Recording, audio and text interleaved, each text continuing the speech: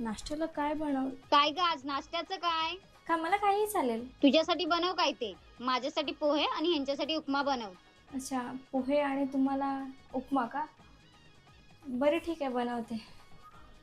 फालतूगिरी आहे साडीमध्ये. ऐका ना, मला जरा बोलायचं होतं. या ना. हो आलो, थांब मी काम करतोय. लग्नाच्या अगोदर कोणत्या गोष्टीसाठी मी घरच्यांना विचारत नव्हते आणि आता लग्न झाल्यापासून साध्या नवऱ्याशी बोलायचं बोललं तरी सुद्धा परमिशन काढायला लागते. काय? कारल्याची भाजी? हो, आहेत फ्रीजमध्ये. बरं ठीक आहे, बनवते. हो, मी काय बोलते, परवा आपण बाहेर जाऊया काय? अगं मला सुट्टी नाही, तुला काही घ्यायचं आहे का?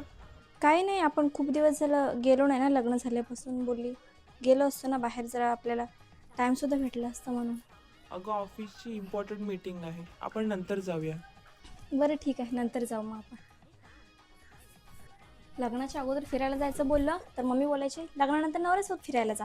आणि नवरा पण असा बघून दिलाय की ज्याला फिरायला काय 2 मिनिटं माझ्याशी बोलायला पण टाईम नाही. तू पण कर पटकन लग्न, चल माझ्यासोबत ये.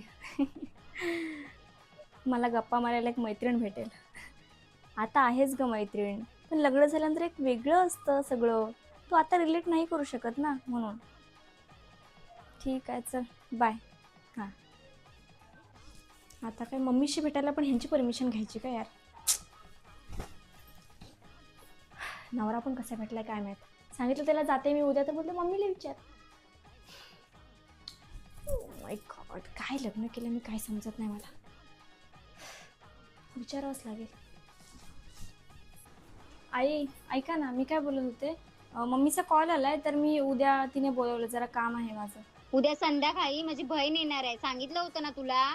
म्हणजे राहणार नाही मी, लगेच जाऊन येते, पण अर्जंट काम आहे तर जावं लागेल मला. बरं ठीक आहे, जा पण लवकर ये. लग्न झाल्यापासून फक्त कामं करा, जेवण बनवा, कामं करा, बस तेच झाले लाईफमध्ये.